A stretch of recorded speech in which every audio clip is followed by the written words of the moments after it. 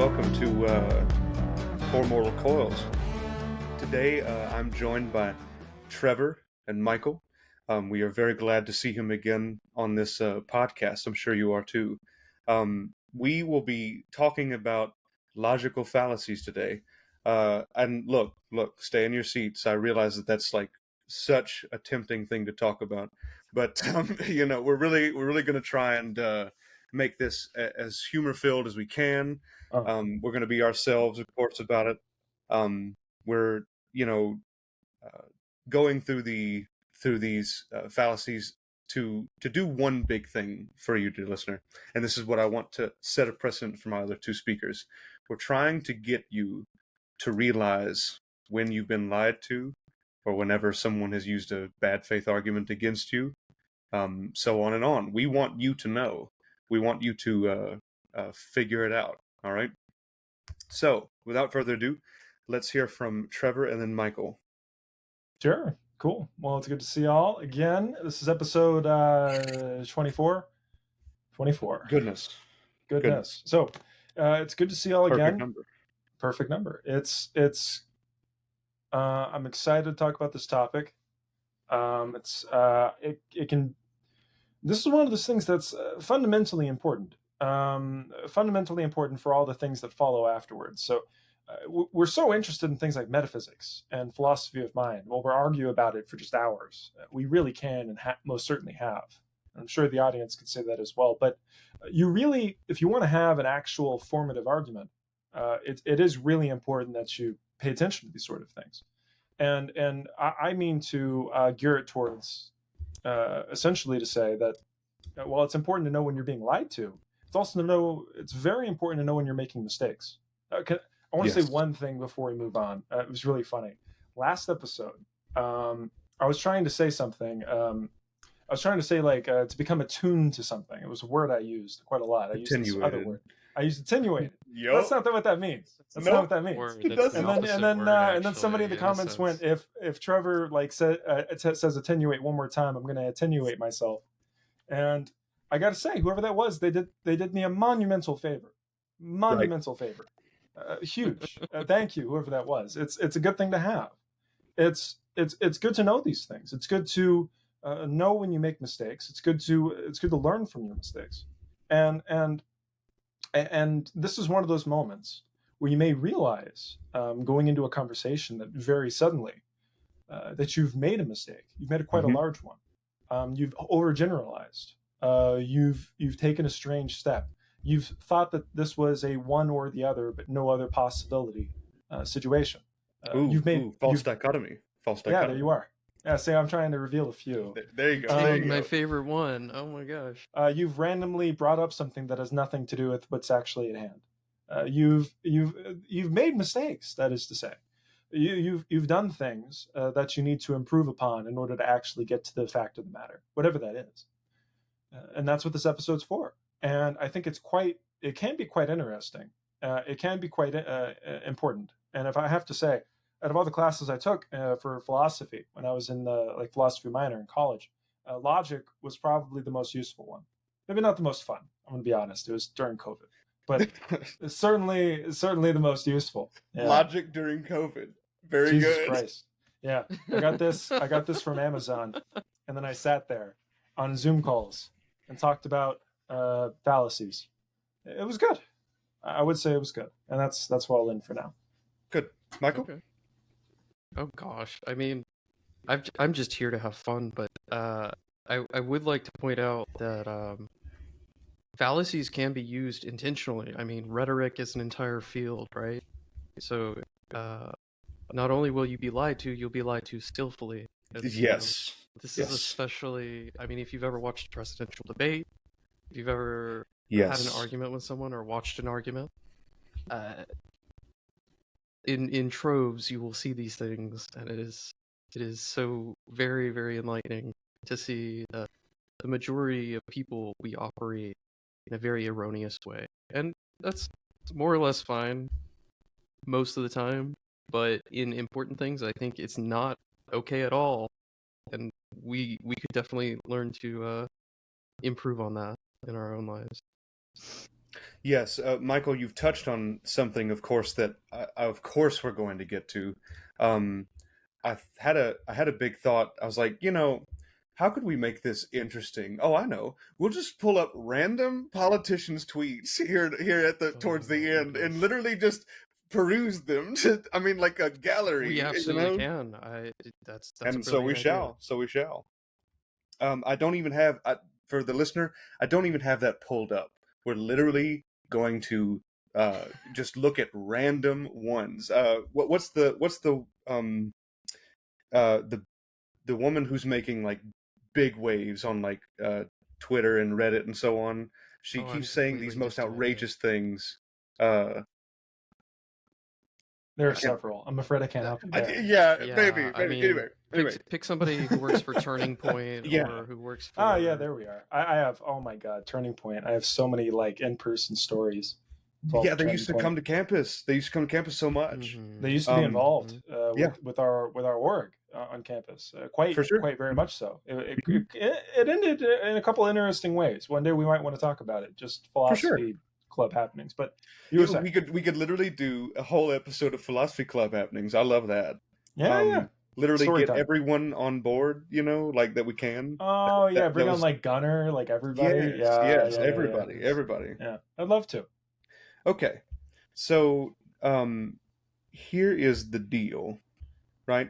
Dear listener, if you don't know what a logical fallacy is, if you think that that's a term way too inhibiting in its like learning curve, don't worry about it. We're here to have a good time. I've given our other two hosts kind of a homework assignment. Okay, gotta plug in that Hitchens, of course. It's that demagogue in me. Okay, you know what I mean, like for listeners, I'm a teacher. That's what I mean by that. But anyway, so I asked Trevor and Michael to come up with two logical fallacies that were their favorite, or maybe in a way their least favorite, their Hmm. most hated, even. And so that's what we're going to just start with. It might end up being a shorter episode, but that's okay too. So let's go the other order this time. Michael, I'd like to hear from you first. Okay. So I can tell you right off the bat, as Trevor mentioned earlier, false dichotomy is one of my favorites. Sure. Very often, false dichotomy can be subverted by a third thing, a fourth thing. And so, what is a false dichotomy? It is when someone presents you with two choices and says, "This is all you got. This is the only ways to think about this particular subject." Right.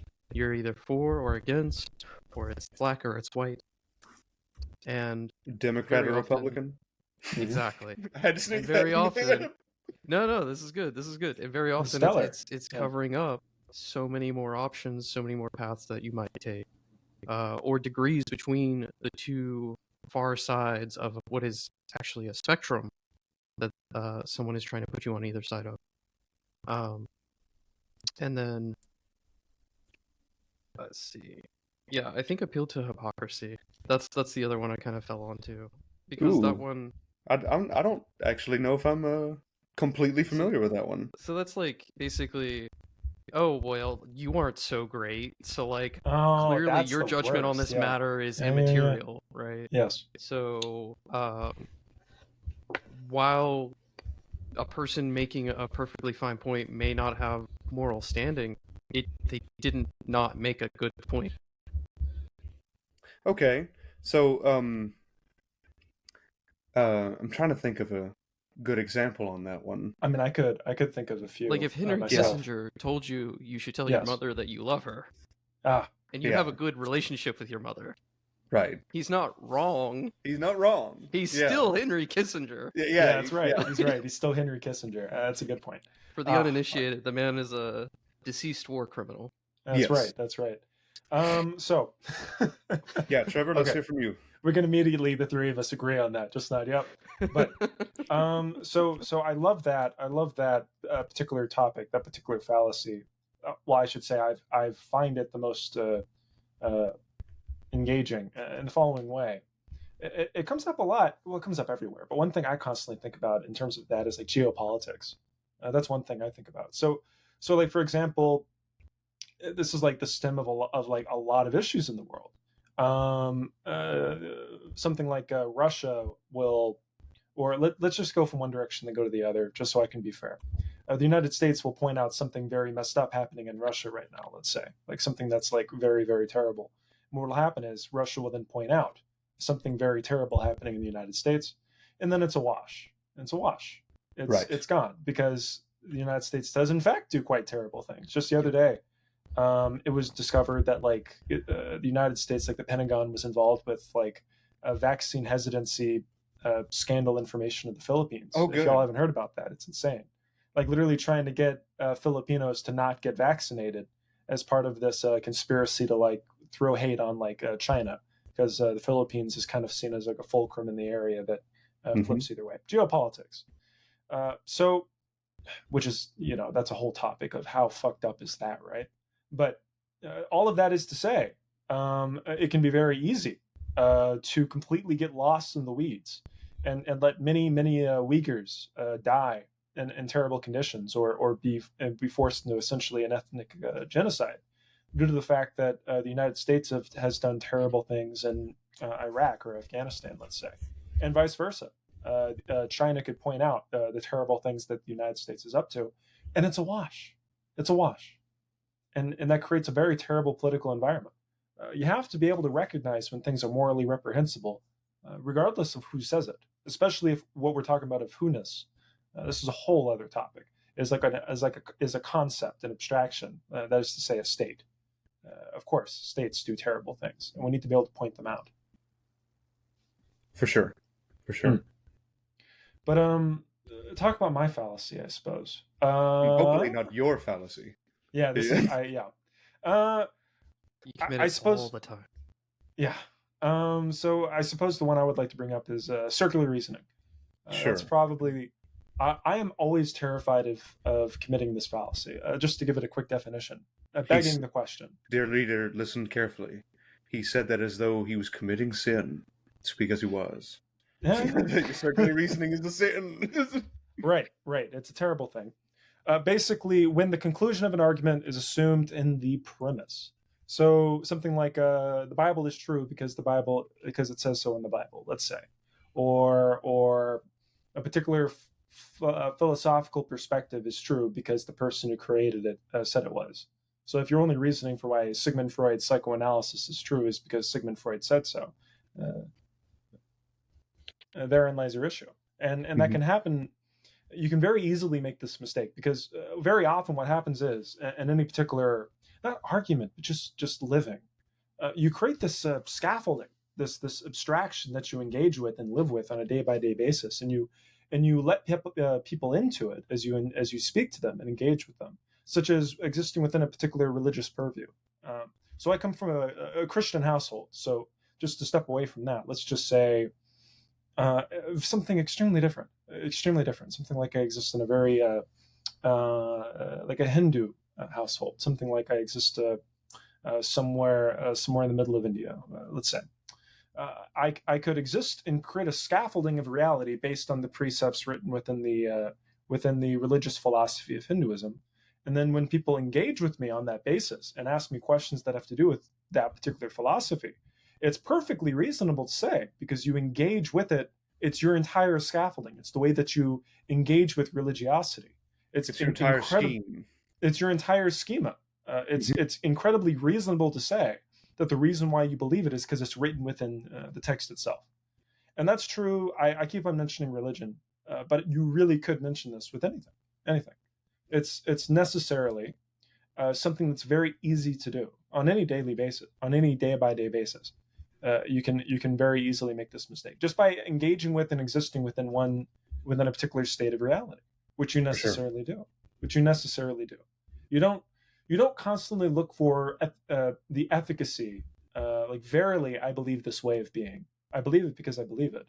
It's not. That's not even to say that that's the reason why you believe it, but that's certainly the answer that you give whenever you engage with someone in a given instance that asks you a question. Why are you a Christian? Because the Bible said so. and so on and so on and so on. Why do you believe this or that? It's something you do. It's very easy to do. It's feels logically tenable at the time, and it's a horrible mistake you can make. Well, let's branch it out from the religious aspect, Please, like yeah. you said we should. Uh, I'm a Democrat because they're like what I'm trying to say is the Democratic platform could be XYZ because it's XYZ.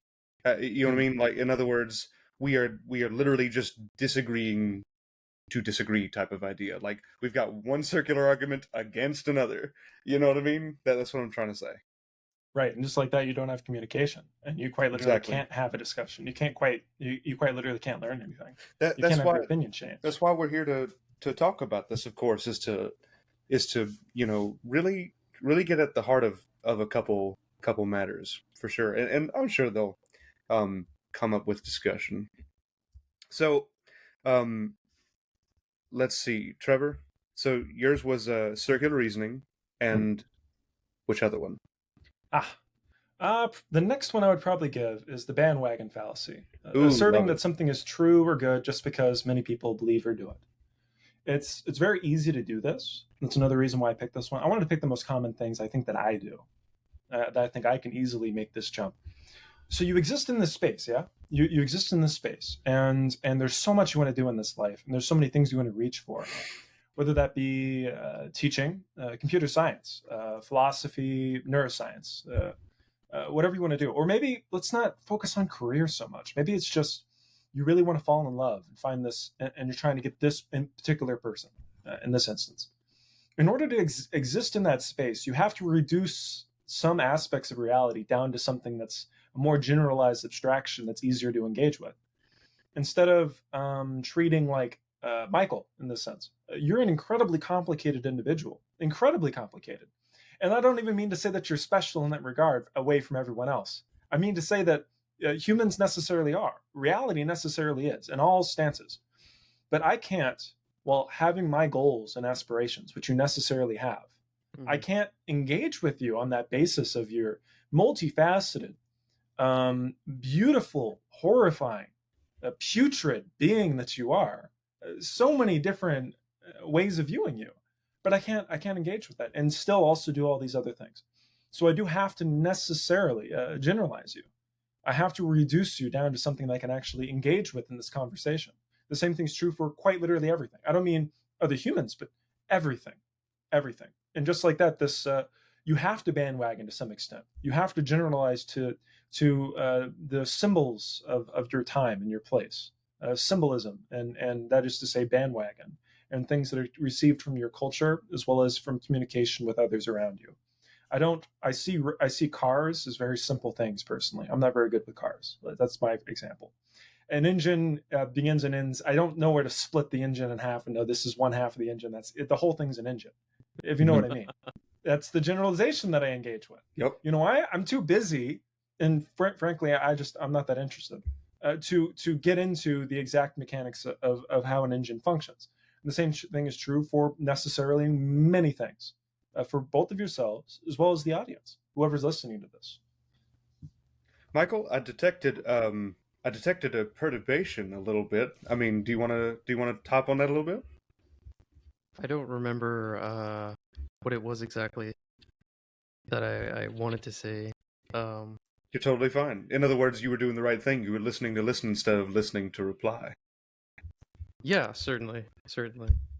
I try to do that. That's a big thing that I try to do. Yeah.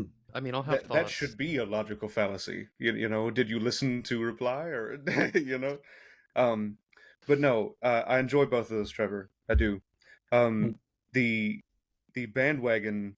I want to talk about that at least a small bit.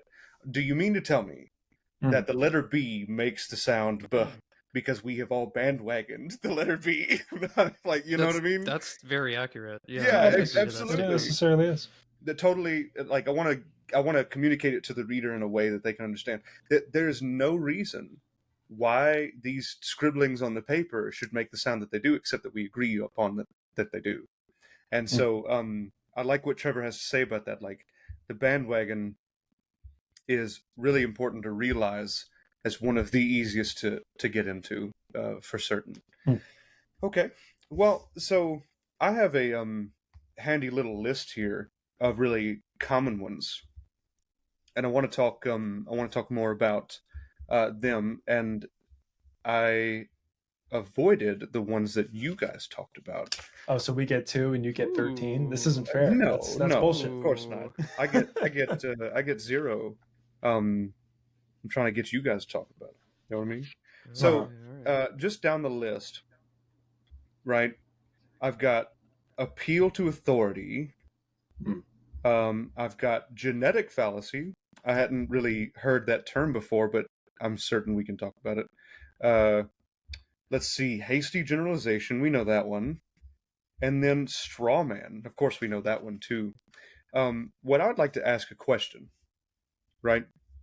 Mhm. And this might be a false dilemma, by the way.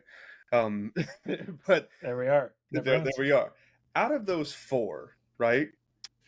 Which do you think has the greatest sway in, say, we should start from a very big place and move down to the individual. Out of those 4, which has the most sway or causes the most harm in the political sphere? What do you think? Political Oh, sphere. appeal to authority. Appeal Yeah, to so authority. let me repeat them for the listener as well. Yeah. We've And got also for me. yeah, for sure. Let me write them down as I go as well. We've got appeal to authority.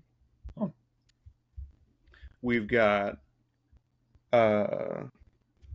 one of them you'll have to explain to me just so I understand. yeah, it. for sure. The genetic fallacy. Yes, let's talk about that real quick. It's what it sounds like. Yeah, I believe. so I didn't saying, recognize. I can guess. Yeah, please. But if so and so is yeah. a dog, then you know how dogs are. Yeah. Or Oh, you know how like, X is. It's Yeah. an outgrouping kind of maneuver. You know how rhetorically. men are. Yeah. Exactly. Exactly. But so, like, the precise example that they give, just randomly, is you can't believe that research because the scientist doesn't believe in global warming. Like, honestly, I've said that myself. I mean, you know what I mean? Like, you know, you can't be a reasonable, scientist if you don't believe in belief. Like this. that's, Yes.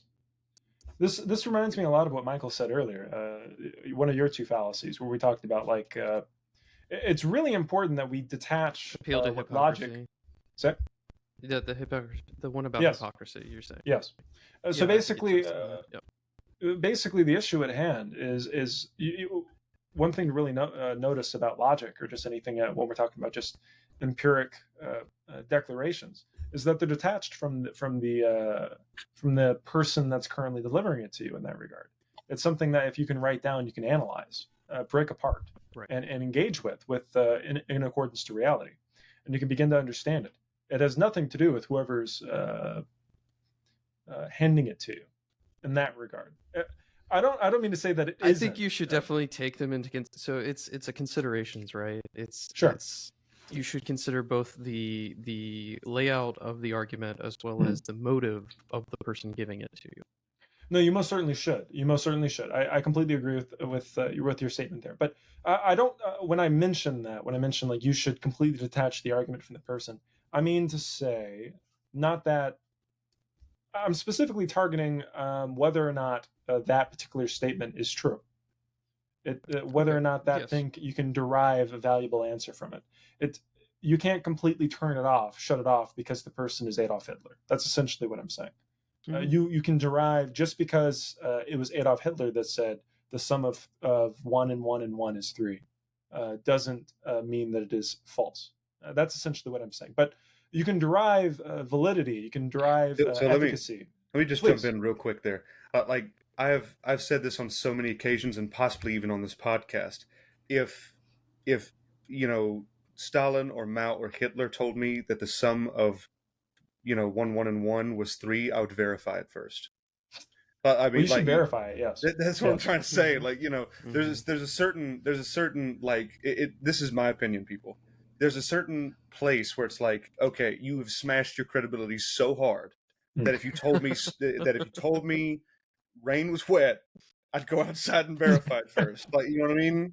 Yeah, I'm telling you. I certainly. This is one of those things that comes back to a generalization, because I could say right now, and you could almost want to agree with me, that you should verify everything. You should verify everything. But then But it it's hard comes to to the do. generalization. To engage with this world, you necessarily have to reduce it in some regards. In order Some for detail me, has to be lost. yes, in order for me to go on a run today and do like my 30-minute run, I have to first understand that my shoes won't immediately kill me by putting them off. I have to make that assumption. Whether like I can try to experiment that if I wanted to, but do I do that every day? Every day? It's there. No There's way. a certain need to verify things based upon, I suppose, what you could say leverage or some such thing. But yes, that's essentially one of the things I meant. Sure. So, Michael, let's return to the question. I've got these four, and I kind of picked them out. They're not random. I did them on purpose, listener. I wanted to address some of the big problems we kind of have, right? And so, out of these four, appeal to authority, genetic fallacy, hasty generalization, straw man.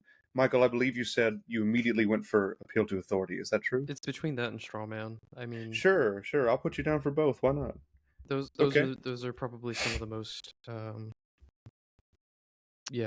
most common political rhetoric fallacies in Bullshit. employment. That's what you meant to say. Yeah.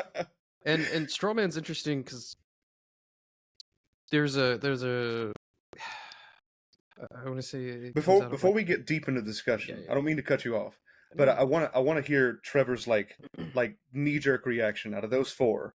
Which one? The genetic fallacy is what I would say. Okay. It's a bit complicated, but the reason why I select that one in particular is because you can use that to label people as either Republicans or Democrats, and that's Exactly. necessarily the issue at hand. But at the same time, like one of really the biggest reasons why you see such deep polarization in this country, Mhm. it has to do with the genetic fallacy. Like, well, let's not believe him; he's a Republican, or vice versa. Yes. It's that, but also it's happening very frequently now. That if somebody does do something bipartisan to like solve some sort of issue, they just don't get elected next cycle, and that Right. instills a sort of situation where nobody ever goes across the board. Nobody ever goes across and tries to like vote against party lines, because very Right. often when that happens, the first thing that happens is the voting pool of people. Not a large amount of people in the United States vote. The ones who do are extremely polarized, either left or the right. And what happens is those people will go in and immediately vote them out because they voted against. And then the central people, the people in the center, have no bearing on it. And these people disappear. So I want to say genetic fallacy because that, on the face of it, that's what's happening. People aren't working with each other because he's a Democrat or she's a Republican. But Sure. complicated. Yeah. So I want Michael to have the last word on this, right? So that was a good generalization there, but maybe not hasty one. That being said, I have to go with straw man. So, dear listener, let's explore straw man real quick. Just very briefly. Like I said, I want Michael to have the last word on this. Straw man is whenever you are fighting the ideas you believe someone else has. Okay. And it goes a lot with what Trevor's been talking about, for a while here, not just on this episode. We have a lot of people. We have a lot of people out here that are fighting the ideas of others that they suppose they have. Okay? So, Michael, like I said, I want you to pick back up where you left off. Yes, so straw man particularly is interesting because very often it is the weakest forms of the opposition's arguments that are selected, right? Yes. There is, in fact, I couldn't tell you exactly the origin. It may be related to like Bay Area rationalist stuff, but there is something called steel manning, which is supposed to be basically the opposite. You assume the strongest arguments of your opponent and try to work through it logically from there and find contradiction. It's a benefit of the doubt kind of stance. Right. Call it an antidote to the allure of straw manning someone, really. I will literally look at my good friend Brad like on a daily basis, dear listener. This is just showing you how big of a nerd I am. I will look at him or he will look at me, and we will say, "Okay, let's steel man this," and we will go from there. It's I good. mean it. I mean it. Like we No, I will. completely agree. I do the same if I can, if I get the opportunity. Mm-hmm. What I mean to say to you, of course, dear listeners, that kind of language is not something to be ashamed of. It's something you should be doing, right? You should never assume that another person has malcontent in mind, until they kind of Reveal show it it. to you. Yeah, Yes. until they kind of Yes. show it through their actions. But Yeah. what about appeal to authority? That was your knee jerk reaction. I want to hear about that one a lot. Yes. So I wouldn't necessarily say that any of the uh, political heads, although they certainly exist as demagogues or whatever, but I would say appeal to authority actually comes into play in more egregoric or like metaphorical might be a better way to say that, a simpler way to say that. So like the Republican Party or the Democrat The Party. GOP, whatever. Yes, and so there's kind of this appeal to, well, this is where we fall. We, The collective. There you go. Yes. Yeah, and the collective is at once a very real and yet a very like constructed thing. It is uh, it is a amalgamation that is organic and at once exists and totally does not exist. Right. Hmm. Well, so Uh, let's review that for a moment. I really yeah. like what you have to say about that, and it's making my wheels turn in my head right now about how, like, if you were, um let's wind the political clock back a few centuries. Okay, if you lived in a time where feudalism was just part of life, uh, think about it this way: if your sovereign told you what to believe, that's what you got. You feel me? In other words, Hmm. that would be their own appeal to authority. Or if others would say, this is what the sovereign believes, whatever their actual title, king, queen, whatever, this is what they believe. That's what, that's their appeal to authority. If someone's arguing against them, type of thing. But nowadays, it's taken this quasi like ghost type of effect where it's like, okay, we understand that one person can't be the final word on hardly anything. Um, but what about the collective? That's what's so pernicious about it. What if the collective agrees on something? We are an ape species. We like to be in line with the collective. Hmm. Well, that goes Apes down to the together bandwagon strong. fallacy. Yeah. Yeah. True. It's yes. So that's one of the things that really scares me, like genuinely scares me, and one of the things that we often argue about, like whenever we go into like things on the metaphysics. Like I don't know what I know, because we have these discussions of things such as if I had existed in a period that was moderately like a sort of theocracy moment where I existed during the Abbasid, I like hate during how the third. I hate how you said that theocracy moment. I mean, There could be one. like, There certainly could be. no, Like like a TikTok influencer. You know what I mean? Saying theocracy moment. Hate that. Hate hashtag that. theocracy moment. Yeah. Yeah, like Trump comes out with some new, program, something, and it's a Yeah. theocracy moment. Oh, anyway. Ah, well, so you could exist in a space, in a palace or in a small this or that during like the Abbasid Caliphate, during like the third Caliphate in Islam. A beautiful time period to be alive in some regards, like wonderful advances in like astronomy and mathematics and that sort of thing. But at the same time, when you exist in that space and you do these wonderful things and you do these wonderful mathematics, things that you and I would derive meaning from, would find innately meaningful, I at the same time, like I have a couple books back there from like Rumi, for example, a famous Oh, Islamic Hmm. poet. I suggest anyone I know. check him out. Yeah. Uh, I also second that. Yeah. there we Very are. beautiful, beautiful writing. Yes, yes. He essentially, if it wasn't for him, Sufism would not be what it is. Um, it wouldn't have the pull that it does. Yeah. So without you can have all those beautiful things, those beautiful mathematics, so I can steel man this as far as I can take it. But at the exact same time, also completely innervate it and engage with it and organize with it at the same time with things that you and I consider completely antithetical to what we believe in. That is to say, a particular recitation that has no flaws. That is to say, like the Quran, that sort of thing. Like you can have those two things be perfectly within your mind, and you can do things that are incredibly meaningful, and yet have to both you and I. Ooh, the wind's creeping me out here.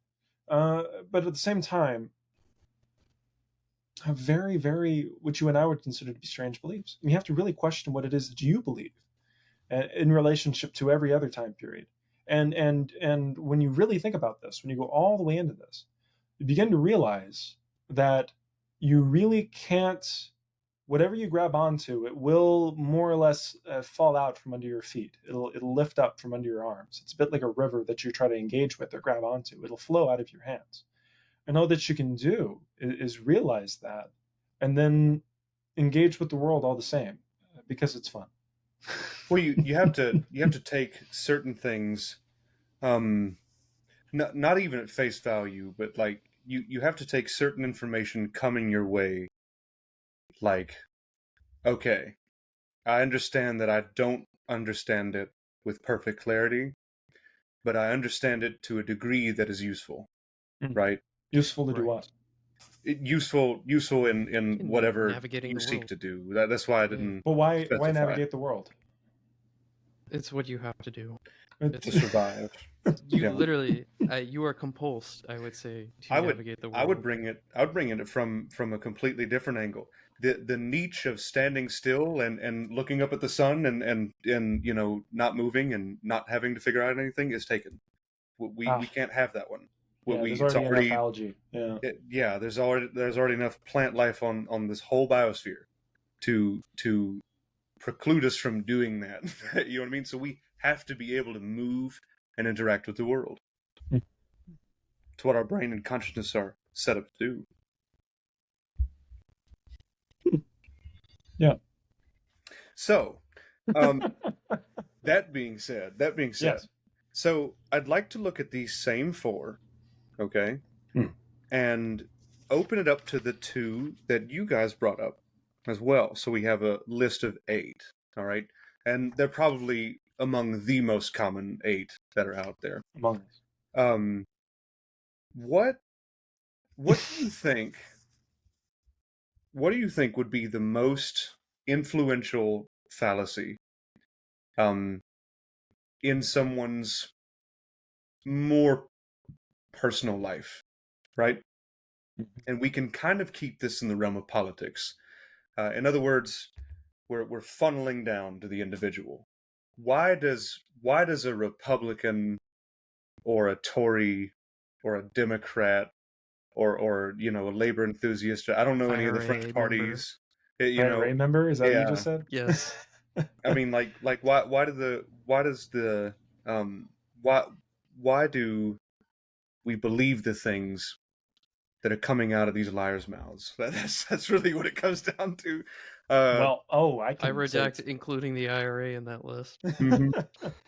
I could kind of engage with that. In short, it really gets my ism. That's all I can say to that. Well, let me repeat all 8 real quick. Please. to give us a bit of pacing, and to let us all know what we're in for. On a personal level, what makes a political actor that political actor, right? And what I mean by that is a politician is a political actor, but we all know, including you, dear listener, we all know exactly what I'm talking about. You go down the road and you see a car with a Gorillion bumper stickers that let you know exactly what they believe, and like you're looking at this like you've made your whole life about this. Why have you done this? You know, we all know people like that have gone way too far into politics and have no business doing so. Struggling to make house payments and stuff, but very worried about someone winning. So, okay, appeal to authority, genetic fallacy, hasty generalization, straw man, false dilemma, appeal to hypocrisy, circular reason, and bandwagon. I mean, like, out of that list, what do you think? What makes people go crazy? Straw man. I'll give you some reasoning on that. Yeah, for Please. sure. Go ahead. Yeah, please. So, one of the most pernicious aspects of human psychology is that you can inoculate someone to an ideology, right? So you Okay, can explain that a feed little bit. them. You can so I can give you straw man arguments for the opposition that I want you to basically be Fit in. resistant to mentally Mhm. in being convinced towards them. Let me. I can repeatedly give you examples of how the other guys are actually wrong Sure. and how their arguments suck. And maybe these are really bad faith straw man arguments, but it doesn't matter. The damage is done. You are convinced. And in future engagements with people of the opposition or the other guys, you will immediately have these kind of phantom arguments resurface and kick in, and you won't actually be engaging with the conversation you're having. You will just be engaging with this memory of the same kind of general shape of the logic without actually listening, and then it's over. There's no hope for understanding. For certain. For certain. So, Trevor, what do you think? What I makes don't. people go nuts? What makes people, Mhm. literally become crazy? Nothing. I can't really grab a hold of one of these 8 Mhm. specifically and engage with it in that regard. Hmm. False autonomy. Yeah, there we are. So that's Yeah, yeah. It's not any one thing. I don't think. Although I do think there it is a can't be. lot. Yes, necessarily. It can't. I think there's a lot of efficacy in what Michael just said. Like I can really stand behind that, behind this issue of there being a straw man, because I'm immediately thinking of well, you're creating a certain pathway for the mind to follow, and they can go off the beaten path a little bit, but it'll still return to the path. You've essentially created a within their neural net, within their brain, a track that they can run on and always return back to base, and always return back to where they began. A lot of efficacy there. To expand beyond just that one example, I really can't just select from one of the others and just give you good reason for why it's supported, because I'm certain I'll find something and give efficacy to it. But it's so much more than that. It's so much more than that. It's complicated. Do you want to try using bandwagoning as a route of consideration? I certainly could right now. It's well, I kind of already have this whole conversation that I had earlier when I talk about Sure. how you Sure. create a in order to engage with reality, you have to reduce it in some regards in order to live with it. Just to put a really neat bow in it at the end of the day, this is the example I really commonly use whenever I talk to people, like in my lab or just in person. A lot of the time, yeah, there's an equivalency here. I like to use with chess, like a chessboard. Because it has game rules. Yes, yes, you can do all sorts of things with a chessboard. You can swallow the pieces whole. You can throw them really hard at someone's face. You can get a whole bunch of them together, hawk glue them, and then throw them directly at a dog. You can do all sorts of things. Burn them up. Yeah. You can take the board and just clap it directly onto someone's face on their nose. You can do that. Playhouse. Just like that. You can do all these things. There's a billion things to do, but there's a sort of when you sit down and look at a chessboard and go, okay, play chess, but you don't know how to play chess. There's a sort of nothingness there.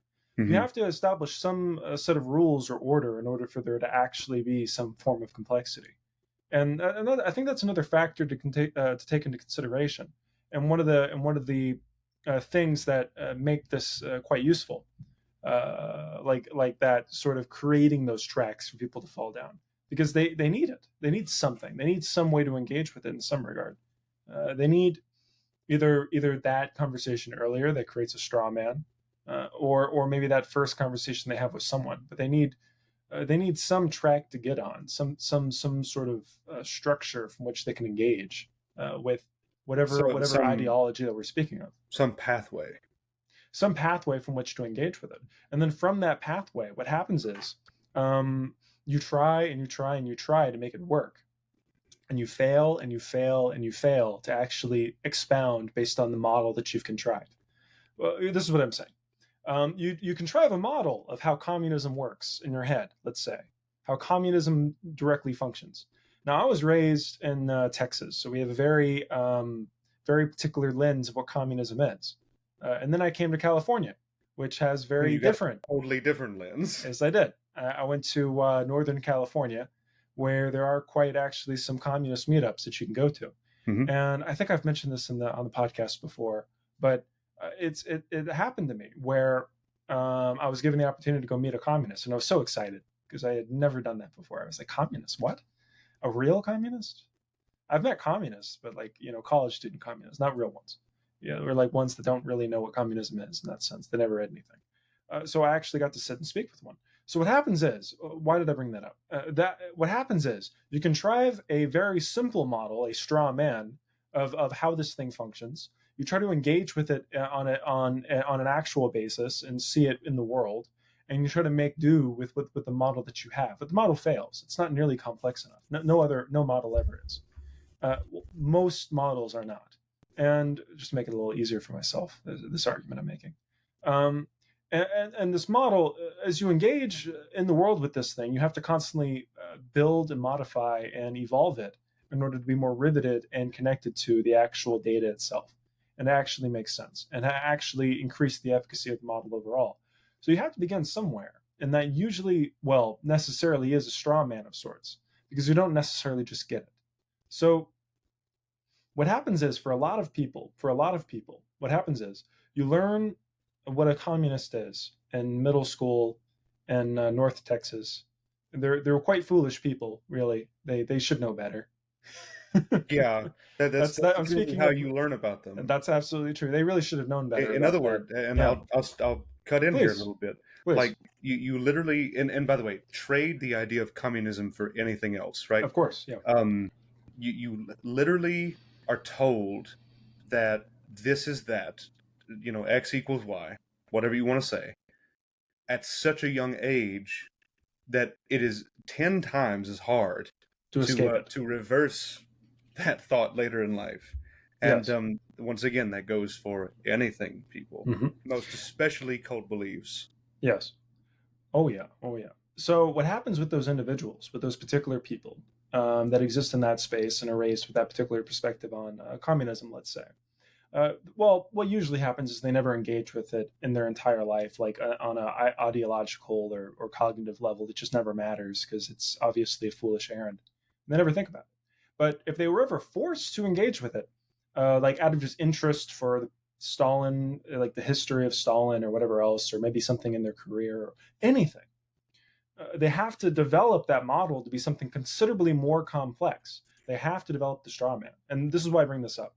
These people that are made fools in this situation, and then they argue and you don't reach them.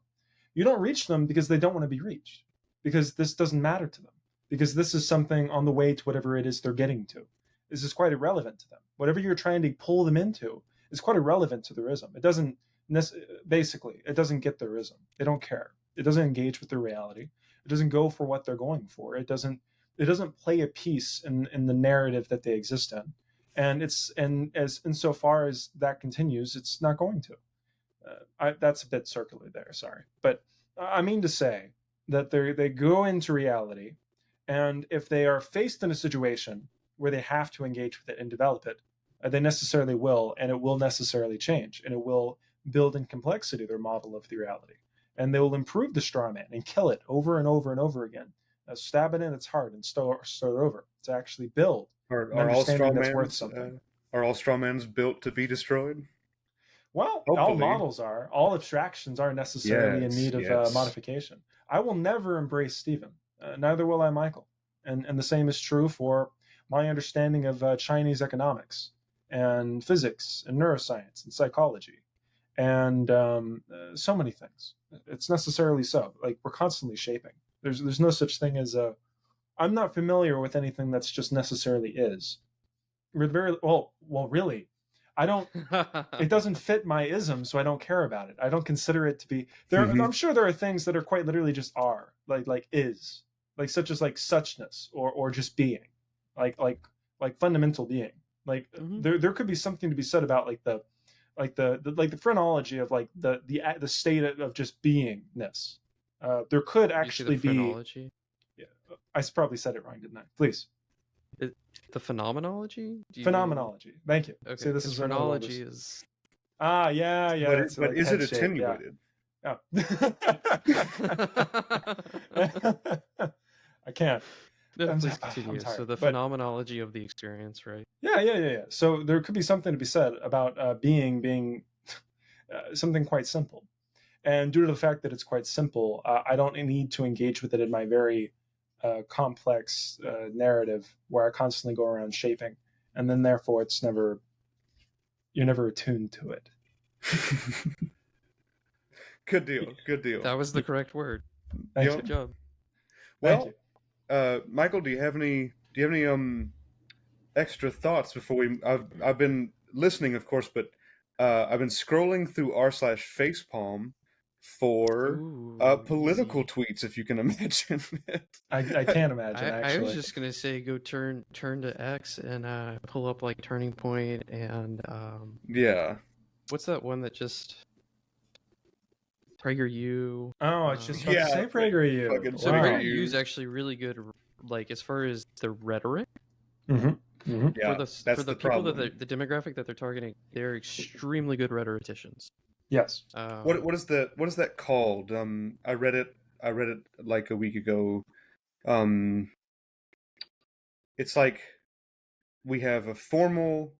Yeah, we it's up here as well. We've got a formal problem. A formal fallacy is one that's problem with the argument, and informal has to do with the form and the content, right? So Right. that being said, a lot of PragerU videos uh, are simply problematic because of like what they're trying to say. You know what I mean? Um, I get what you mean. They imply a lot of side narratives Yes, yes, that are not necessarily consensus in a rational community, and then they also do a lot of we'll say poisoning the well, basically. yes, That's another yes. way to put it, I guess. Well, so like in my experience, like PragerU's very last shred of respect I had for them was completely lost whenever they had Stephen Meyer on. He's he got on there and he never really denied evolution. He just talked about all the points that he likes to talk about to deny evolution. In other words, it's exactly what Michael's saying. They are good rhetoricians so that you'll go and look up these side narratives and go, oh my goodness, I've heard about this. And then go from there, go deeper into this poisoned well, so to speak. If I could have a brief aside, Yeah. if we're going to talk about rhetoric, just very briefly, I would like to cover the sense that people consider the phrase rhetorical question. Right. The word rhetorical does not mean I asked you the question. Like this phrase doesn't mean I asked you the question. The word rhetorical does not mean that the question was irrelevant or not meaning to be answered. It means that the question was posed in order to have a rhetorical effect. Right. To have an effect of rhetoric, which I mean, generally speaking, a rhetorical question is pointed and like not meant to be answered, but sometimes it might be meant to trap, say, a witness on the stand into divulging information. You can pose a rhetorical question which is meant to be answered. Mm-hmm. It is still rhetorical. So, a question that perhaps even just makes you think. Yeah, I mean, certainly. that could be the purpose, the intended purpose. Well, there's so many things that can be rhetorical if you want them to be. I mean, like I could like raise my eyebrow in such a way in a state of confusion, Right. like after I have said anything. It's all within the purview of trying to convey some sort of meaning or some sort of direction I'm trying to set on you, a listener. Well, without further ado, we should spend our last bit before we wrap up investigating some tweets. And look, I just went to r Ah, slash age like milk and r slash facepalm and just started scrolling. Just started trying to see what was up. And if you can imagine, they're all Trump tweets. Uh, all really? the ones that I found, just like right there, like the top posts ever, were Trump tweets. But we Trump tweets. But we also got Charlie Kirk in there as well. The big turning point That's right. uh, dude. Yeah, this So guy. Yeah. He's got the little. Yeah, the little face. The Yeah. best ones with the little face is where they make it just small, but not Just a small little enough to think smaller. that it's fake. Like Just some a of them, they little go too smaller. far, where like the face is like this big. But if What it's was- like if you just go a little bit smaller, but like you can't Yeah. quite tell if anyone did anything. Now that is He's fucking got that. amazing. He's got that same affect of the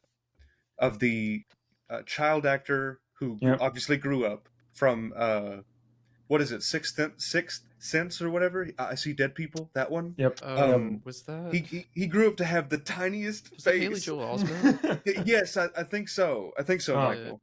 And so Yeah, like Haley he Joel Osment. Yeah. like his skull got bigger, but his face sure didn't. You know what I mean? Do we want to hear the Charlie Kirk one? Sure. Is it? Absolutely. Wait, before you say it, can I guess what it is? Is it the one Sure. where it's like if all the fish are dying, then why is Crabfest back at Red Lobster? Have you seen that one? You know about that I one? have no idea what you're talking That's a about. damn good one. You gotta look it up. Well, so this one's actually a heavy hitter. Before I go on to it, I Please. know that we usually just don't care, but I like care. I'm talking about like being like demonetized or some bullshit like Oh well, that. that does not matter. Yeah. So look on it goes well how the turntables, and obviously this is a few years old. It says burning an American city to the ground will not bring back George Floyd. And then the top comment says bombing 5 million innocent Muslims in Iraq and Afghanistan won't bring Twin Towers back either. This is awful. I mean, That is my awful. Yeah. goodness. But I mean, like, what do we think? Yeah. So. Oh, is that false equivalence? No. It could be, maybe. Let's concentrate on just what Charlie Kirk said. You know what I mean? Okay. Yeah. Like, Give it to me one more time. I yeah, gotta he hear said this that again. burning an American city to the ground will not bring back George Floyd.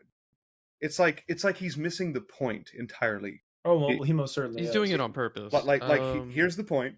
Here's the point, and it went Yeah. directly over his head. Or, as Michael suggests, he internalized it and then made misinformation about it. Yeah. He looked at it and he went, subverting well, what? it. Yes, he went. What can I, Charlie Kirk, who everyone wants to hear from about Mhm. this, say that is within the ideological framework that is understood to come from people like Charlie Kirk? And he said that.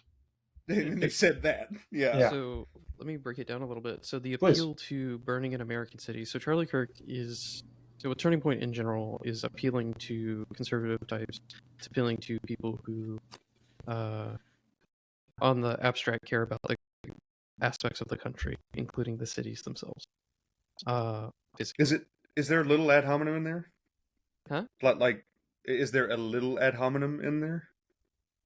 In there? You're breaking up a little bit. Yeah, you broke up both times. I'm sorry. It's so we're unfortunate. good. Maybe we could edit out, later. Sure.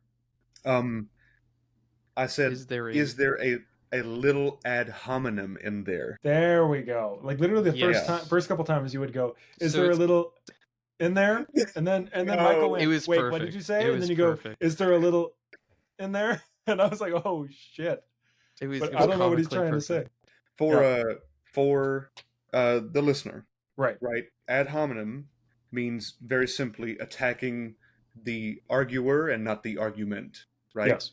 So, like, Charlie Kirk could have been attacking the position, not the position of. And by the way, I'm not saying that I'm for or against what happened in the BLM movement and the George Floyd riots and all that. Completely, like, just looking at this as an observer, he could have been attacking the people who are making this argument instead of the argument itself. Yes. So yeah, please. The burning of places within the town is, I guess, purported to be, at least from the side doing it, as a form of violent protest, but as a kind of message of this current situation is unacceptable. I'm trying to think out loud here. So he is saying it won't bring George back, which is a true statement. That's a very true statement. The laws of nature will not be suspended, for him. So his overall statement is correct, but the question is, what is he doing rhetorically there? I believe. Yes, what is he doing rhetorically? He's kind of moving, not the goalpost, but he's moving what the target of the riots are. I think he's superseding his ideology over what is currently asserted by the ideological framework of BLM. I think that's what's happening. I'm not trying to put stink on either one. I'm just trying to understand. Yeah. Yeah, sure. I think BLM, the overall narrative is just the rage at how terribly African Americans are treated in this nation. I'm trying to go right now. I'm looking at it perfectly from the BLM. I'm trying to steelman both as well as I can. So be prepared. I'm going to go on the other side in a second. So the BLM it innervates this situation at hand, like you see, like with the LA riots and then everything that comes after that, which is far before BLM. But the sentiment is quite literally the same, of the horrible treatment of Black America by quite literally just America, and the abysmal state of affairs and their treatment by police, and the state of affairs that they're currently in. And what you see during the LA riots, and to a lesser extent, I think the LA riots were much worse during the BLM protests or BLM riots, a George Floyd protest that took place. What you see is the expression of the demand for change, and we're going to shout as loud as we have to face these problems. Now, there's this really famous quote by James Baldwin about this that I really, really like. Not all problems faced can be solved, but no problem that isn't faced can be solved.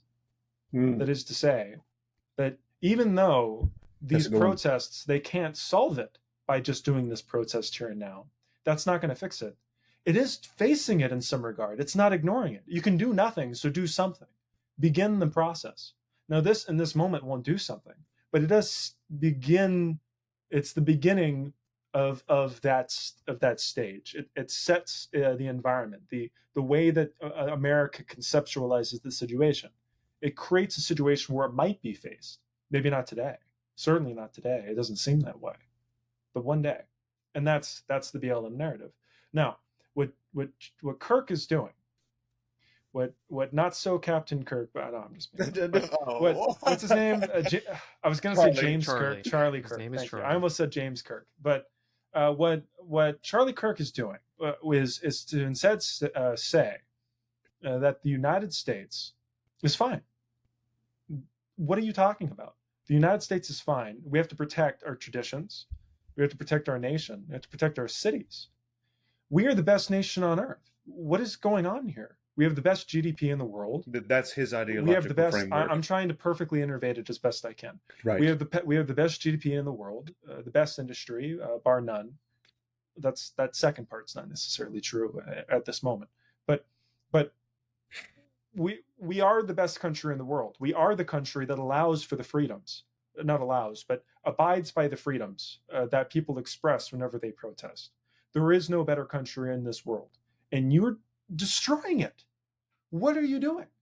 That's where he's coming from, what are you doing? Could you do this in Russia? Could you do this in China? Could you do this in most other countries on this earth? Well, you certainly could. You certainly could. But what are you doing? You're destroying the very thing. You're destroying the very thing that this place necessarily is. The place where you can express yourself and where you can be an American and where you can vote and express yourself and have opinions and have them be heard. And you're destroying it. You're destroying it. This we cannot abide by this. And that is essentially what is happening. What's happening is Charlie Kirk is coming in and is superseding a higher, essentially he's trying to show higher ideology. Another meta, Yeah, exactly. He's trying to show that his ideology his narrative supersedes a lower narrative, something that is, like, I don't know Charlie Kirk, but he may contain within his mind some conceptualization of what Black America feels about things. I don't know, but I'm assuming he has some He degree. probably strawmans it often. Oh, certainly, you know? sure. But what happens is you have that like this, and he's trying to show a narrative that supersedes upon the Black narrative. That's essentially what he's doing, and that's essentially what's happening, and that's essentially one way that you could look at the culture war. It's an ideological framework. Please. I would also say he is taking the goal of the riots and presenting not the goal as expressed by the BLM movement, but instead saying, "Oh, this is like mourning for you." Yeah, it's a very dismissive. Very dismissive. Very dismissive. It's dismissive. Yes. Oh, you are mourning this guy who died. Okay. Yes. And that's all you're doing. That's the only thing this is worth. This doesn't accomplish anything. I mean, if that's true, if that's the way that he's interpreting it, and then it's no longer the superseding of narrative. Appeal to his audience, right? Yeah, certainly. If that's true, if what you're saying is true, then it's necessarily true that it's not a superseding of one narrative over another. It's to say that there is no other narrative, that this is the way that the state of affairs is, and all they're doing is mourning. There is no narrative to supersede upon or to tread upon. It's just this is the way. Yes. Objectiveless, angry, sad mob, and they're going way overboard with their mourning. That's exactly, yes. He's delivering this narrative not to the BLM movement necessarily, but to his audience. This is him inoculating his audience, telling them what to think. Yes. We should do one more and try to speed through it. You know what I mean? So we've got a Trump one that I want to bring up. Please. And it's of recent, history, so to speak. Trump says, because of mail-in ballots, 2020 will be the most rigged election in our nation's history. Unless the stupidity is ended, we voted during World War I and World War II with no problems, but now they're using COVID in order to cheat by using mail-ins. That's too many things. Yeah, really. The first and most obvious one would have to be slippery slope, right? Yes. It's also an ad hominem. Yeah. Yeah. So, explain a little bit about a slippery slope. Ooh, okay. So, can you pull out the slippery slope, or at least one of them? Yeah. Mm-hmm. I have it right here. So, where one small step is assumed to lead to drastic consequences. So instead of explaining the entire step-by-step process, you just assume this one step, and it necessarily follows this last step. So, and there will be no friction. There will be no friction. Yeah. A good brief example that I just ran into is if students are required to wear uniforms to school, they'll do less shopping at local clothing stores. With less business, these stores will close, which will hurt our local economy. That's a very slippery slope. Obviously, no one in their right mind is going to make that argument, but that is a slippery slope argument, and it's wrong. Right. If you had built in more steps into the argument to try to follow from A to Z, you would find that the overall argument, the narrative, doesn't actually still leads from A to Z. Yeah, it no longer leads because once you fill it in a little more, basically you've made such a generalization that you now find yourself in a state of affairs that is no longer true or valid. Well, actually, no, not true or valid, but both unvalid and untrue. Being valid, being the structure of your argument actually leads to the state of affairs. The overall logical statement from A, B, C, D, therefore, it's no longer valid, leading to the therefore. It's also untrue. The result is untrue. Because you can have a perfectly unvalid argument, and it could still technically be true. I could list a bunch. I could give you really bad reasons for why the sum of 2 and 2 is 4, but it's still, true. Yeah. The correct conclusion, but wrong argument happens all the time. Yeah. Of course, it does. Yeah. Another thing I'd like to say about this, this particular, to come back to it, what Trump did. There's this one thing here, another fallacy. Post hoc ergo propter hoc. Have we heard this Mm-hmm. one? We know this one. Mm-hmm. Let me explain it for the explain audience. it for the listener especially. Yes. Assuming that because one event followed another, the first caused the second. That sort of thing. This is one of those instances where just because that, just because COVID happened and now we're doing mail-in voting, it's necessary. Well, No, it's that's necessarily a That's democratic actually- scheme that yes. of some kind. That that, It's like the Democrats caused the COVID restrictions, let's say, and also the Democrats want this. Like this is all part of an overall scheme. Let's say that's one way to visualize it. Yeah, so a little example I pulled up for the audience. Post hoc, an example is, it never rains when I carry my umbrella, therefore my umbrella prevents it from raining. Obviously, no sane person would make this argument, but that is post hoc. Mm-hmm. Mm-hmm. What else? What else? Can we get a literal translation? Because like ad hominem literally means to the man. You directed your argument to the man, and not the argument. I can't remember what post hoc means. Does that mean after the fact? Or instead of addressing the argument, people attack the character of the person making the argument. No, that's straw ad man. hominem. No, this is ad hominem. Yeah, excuse me. That's ad. Yeah, excuse but me. Ad hominem, literally the ad hominem to the man. To the directed person. your instead of the logical the structure of this thing in front of us, I just attack you. Yeah. Let's see. What I'm saying is, can we get the translation for post hoc? Oh yes. Hoc. Literal. Translation. Can you have some other words in there? Post hoc. Or... No? Yeah. Post hoc means after this, afterward. Yeah. And then the whole phrase. After this, therefore, because of this. Mm-hmm. Yeah, I have it right here. I'm not going to say it a second time, but that's the exact translation of post hoc ergo propter hoc. Yeah. Yep. Cool. Cool. Well, people, it's been good. It's been fun. But, now it's time to go. We've talked about logical fallacies for more than an hour. So, listen, we've been Four Mortal Coils, you being our fourth. We want to know, do not fall for a false dilemma. Go and do some research. Post your favorite logical fallacies in the comments. Tell us what you think. We want to know what's your favorite politician tweet as well. That is just a blatant and vagrant logical fallacy. They're everywhere, people. Once you begin to realize some of these things, once you begin to realize some of these definite fallacies, what does that mean? Fallacy. It means like wrongness. It means, just wrong. You can begin to see how they push a narrative, when they push a narrative, and what narrative they're pushing. It really, really helps. Trevor, last words?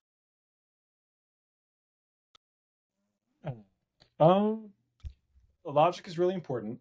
You won't get everything you need to know just out of one podcast episode from three assholes. You're going to need to look into this. You're going to need to go check out some more material on this.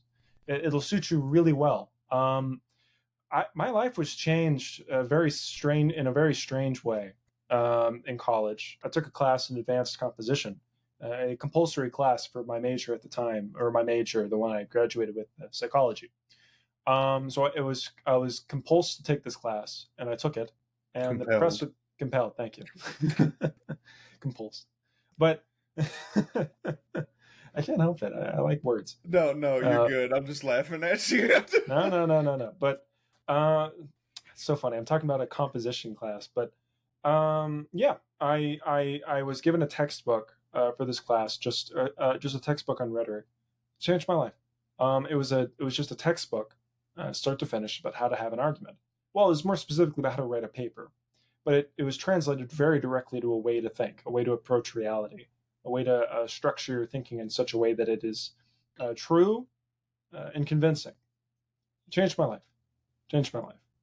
I highly advise you to do the same. Go out and read about this. and find yourself with a few arguments and read them. And more importantly, when you receive information, go find the antithesis of whatever that is. Go find something that disagrees with it, because you could be being honeypotted right now, like literally right now. I could be doing it to you right now. Yes. You really do need to go find some additional information for anything you receive information on, or at the very least everything that you want to engage with and live with and try to incorporate into your reality. For those things, I highly advise you find the antithesis. For every Christian, I commend you to read the Quran. For every Muslim, I say you should look into Hinduism. For every atheist, I highly advise you check out the Bhagavad Gita, so on and so forth. If you're going to tell people you're an atheist, you better damn well understand what exactly the thing that you're throwing away from yourself. Truly. And the same thing is true for everything else. And that's where I'll end. Sure. Michael, last words? I have two pieces of wisdom surrounding fallacies.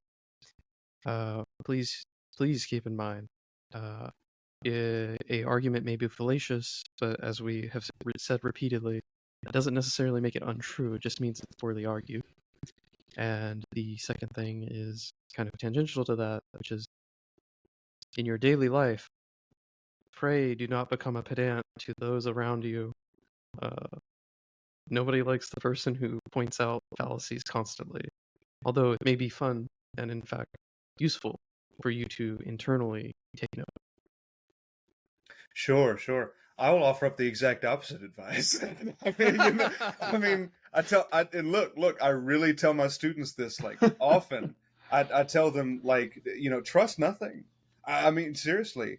They ask me so often, like, Mr. Kyle, you could literally be making all of this up. I cannot tell you how many times I heard that across classes this whole last year. I don't know if it has to do with, like, the way of delivery for the way I do things, but it's an act of genuine discovery on their part in a lot of ways, and they don't trust their own knowledge. That's what I'm trying to say, and that's a good thing. You should not. You should genuinely go and look at it with a critical lens, and when you hear someone bullshitting you, say that's bullshit. I mean, oh, absolutely.